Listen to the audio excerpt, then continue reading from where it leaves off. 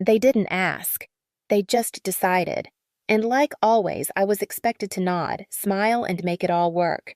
My name is Rachel Connors. I'm 28 years old, a senior accountant at a firm. No one outside of finance has heard of, and I live a quiet life in a quiet building with no drama and no damage. I've built everything I have from the ground up: my degree, my job, my credit score, even my kitchen table. No handouts, no shortcuts. But if you ask my family, they'd probably say, I'm the cold one. Not because I've ever yelled or walked out or done anything cruel, just because I stopped cleaning up their messes. You see, I have an older sister, Erin, 2 years ahead of me, but somehow always 5 steps behind. Erin has a way of making failure look like tragedy and making everyone else responsible for it. Lost another job. The boss was toxic. Kicked out of another apartment. Roommates were jealous. Another missed bill. She's trying her best, and my parents, Carol and Frank, they never question it. They just pivot, rearrange, and if they can't fix it directly, they turn to me. You're stable, Rachel. You're lucky you can help.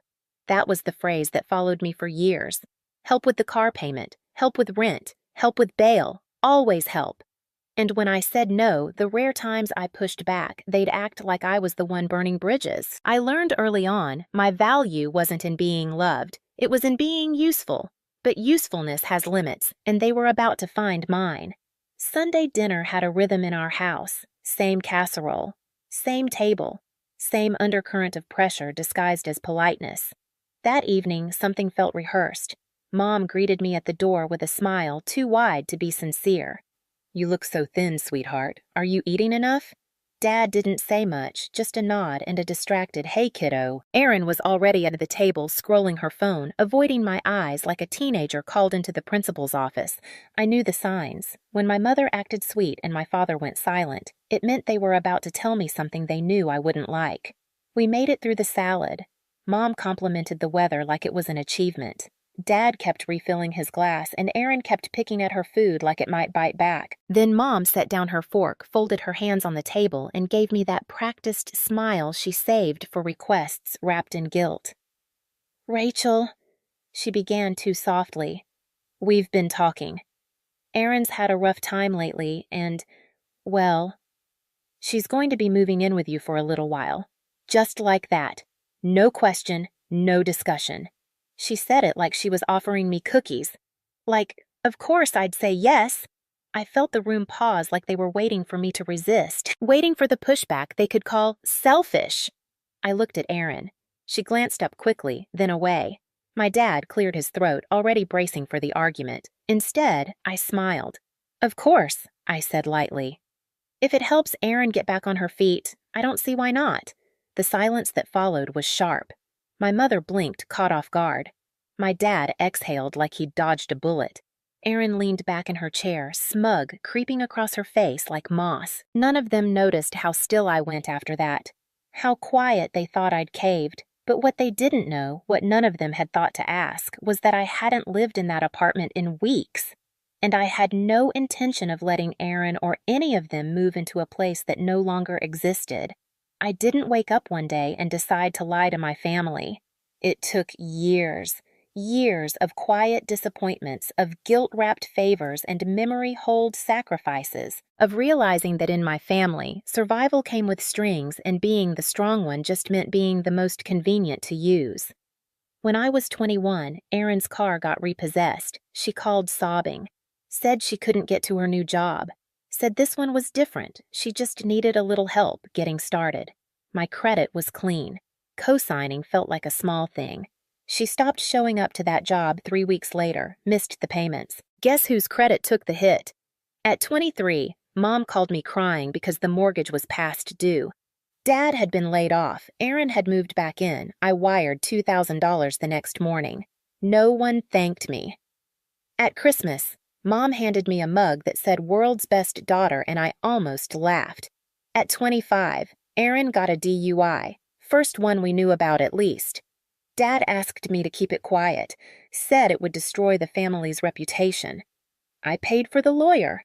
Erin never said a word. A year later, when she got pulled over again and I refused to help, Mom called me cold. You've never understood what it means to worry for someone you love, she said. Aaron's life is harder than yours.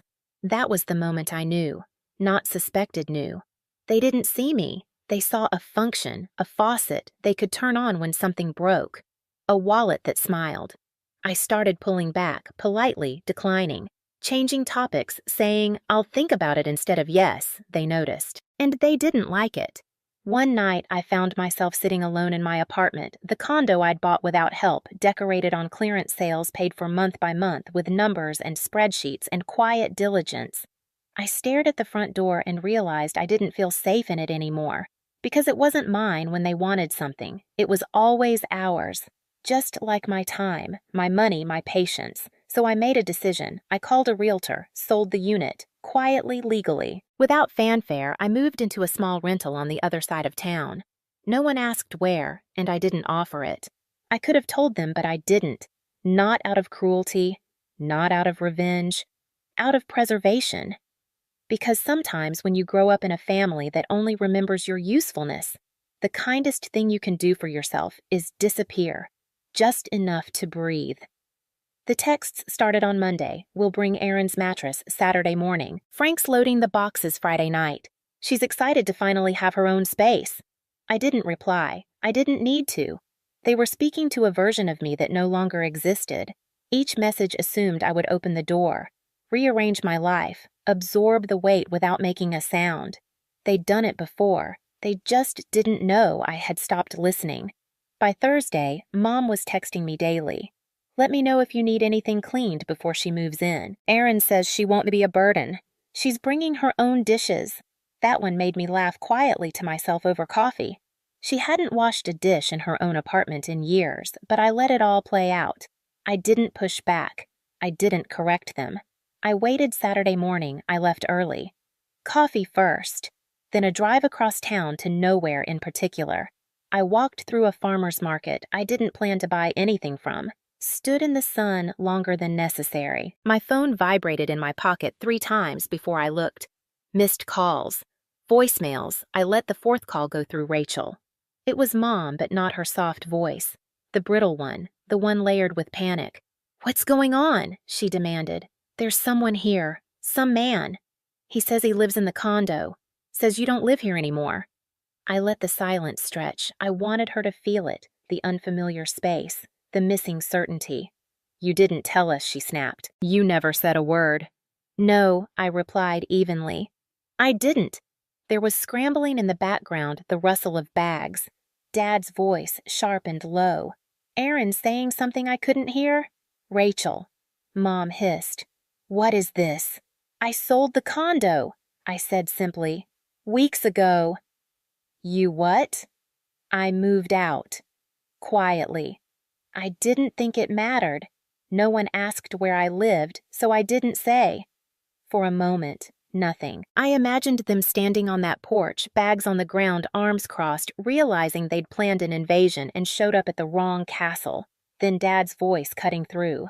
"You lied to us. You said she could move in," I said. "If it helps Erin, I don't see why not." I didn't say where. Another pause, a sharp inhale from Mom. And from Erin, finally. "So what? We're just... what?" Supposed to figure it out now. She sounded young when she said it. Not angry, just lost. And for the briefest second, I almost answered. But I didn't. Because here's what they didn't know. I hadn't changed the locks out of anger. I hadn't sold the condo to make a point. I did it because I was tired of living in a space that never felt mine. I did it because I deserved to walk into my own home and not brace for impact. And because sometimes the kindest thing you can do for people who refuse to change is to stop making space for them. They thought that was the end of it. They were wrong. Because by evening they were standing at my door. I knew they'd come.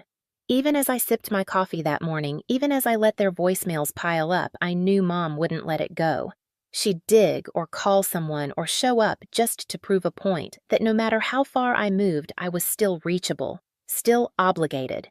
By sunset, the knock came. 3 quick-clipped hits. The kind you hear when someone's trying to stay polite but is barely holding it together. I looked through the peephole. Carol, Frank, Erin, and a trunk full of boxes parked on the curb like it was moving day. I opened the door halfway. "You found me," I said, flatly. Mom looked flushed, her lipstick faded and hair pushed back like she'd run her hands through it too many times. We tried calling, she said, voice tight. We didn't think you'd be here.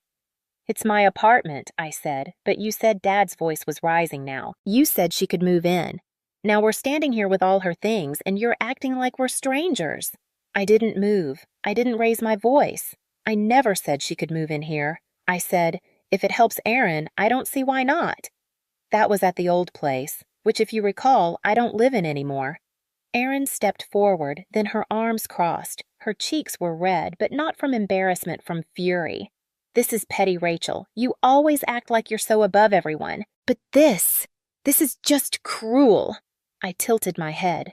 You packed up your life and drove across the city to move into someone's apartment that you didn't even confirm still existed. That's not cruelty. That's entitlement. Erin's voice cracked. You're my sister. Yes, I said. Cool, and you've spent years confusing that with free housing. Dad stepped between us, his voice edged with warning. Enough, Rachel, we're not leaving. We've put up with a lot from you. You owe this to your sister. There it was. The word that always hung unspoken, owe, as if every dollar I'd paid, every hour I'd worked, every sleepless night spent solving problems I didn't cause, had been written down somewhere, part of a silent contract I never signed. I stepped back, picked up my phone. What are you doing? Mom asked, eyes narrowing. I didn't answer. I dialed 3 rings. Then 911. And what's your emergency? My voice stayed calm. Yes, I have family members outside my apartment who are refusing to leave. They're not on the lease. They weren't invited. I'd like to report. Trespassing. Erin's mouth fell open. Frank swore under his breath. Mom looked like I'd slapped her. Rachel, she whispered, almost pleading. You're calling the police on your own family. I asked you to leave, I said. You didn't. The dispatcher asked for my address. I gave it. Erin's voice shook with rage. This is going to ruin everything. Do you know what people will think of you?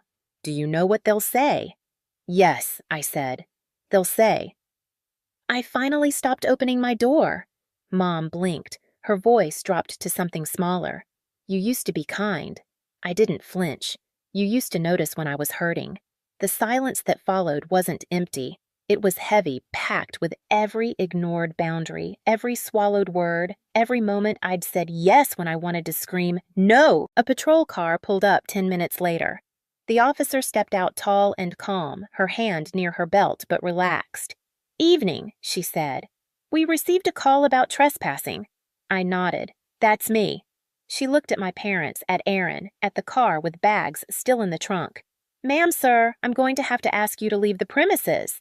This is our daughter, Frank said. This is a family matter, and this is her residence, the officer replied, which you're not allowed to occupy without permission. Erin looked like she might cry. Or throw something, or both. You're going to regret this. Rachel. No, I said. I've regretted almost everything up until this point. This is the first thing I'm sure of. The next day, I woke up to 12 missed calls, 5 from Mom, 2 from Dad, the rest from numbers I didn't recognize, cousins probably, or family friends I hadn't spoken to since graduation. Then came the texts. Why would you do this to your own sister? Your mom is devastated. Erin's sleeping in her car. Is that what you wanted? I didn't reply. I just scrolled. Eventually I found it, a Facebook post from my mother. Public 3 paragraphs punctuated by heartbreak emojis and a photo of Erin as a toddler. We raised both our daughters to care for each other, but one of them has forgotten what that means. We're heartbroken that Rachel, so successful, so fortunate, would turn her back in our time of need. Erin didn't deserve this. None of us did.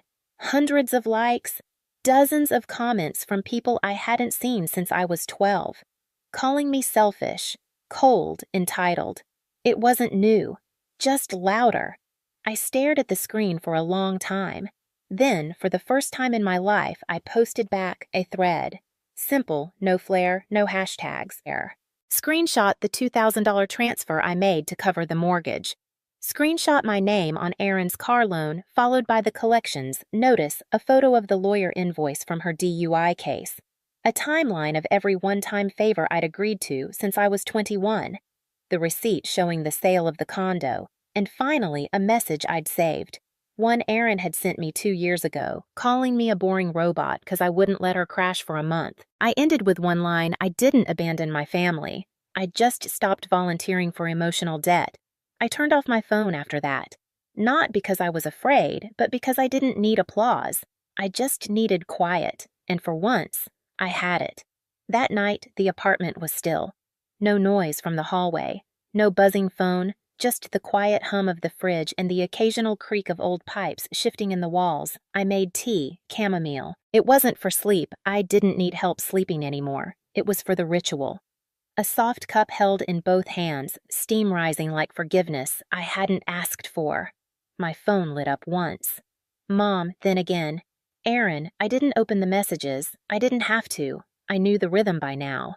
Shock, anger, guilt, pleading. Always in that order. I blocked both numbers, not out of cruelty, not out of pride, but because not every door deserves to be knocked on forever. I walked out onto the balcony. It was cold, but not sharp. The kind of cold that reminded you you're alive. Below the city hummed along, people moving headlights, glowing someone walking a dog in a puffy coat, too big for spring. A neighbor 2 floors down waved when she saw me. I waved back. It was simple, that small gesture, but it was more real than most of the things I'd done out of obligation. Inside, I turned off the lights one by one, the living room, the kitchen, the hallway. No picture frames on the walls, no family photos, just quiet, just clean space. I didn't feel triumphant or bitter or broken. I just felt done. Done. Performing, done. Explaining, done. Being the spare oxygen mask for people who never learned how to breathe on their own. Somewhere out there, they were probably rewriting the story again, casting me as the villain or the cold one or the ungrateful daughter. Let them. I didn't come here to be loved. I came here to stop pretending I didn't vanish. They just told the story like I had, and now I've written it back.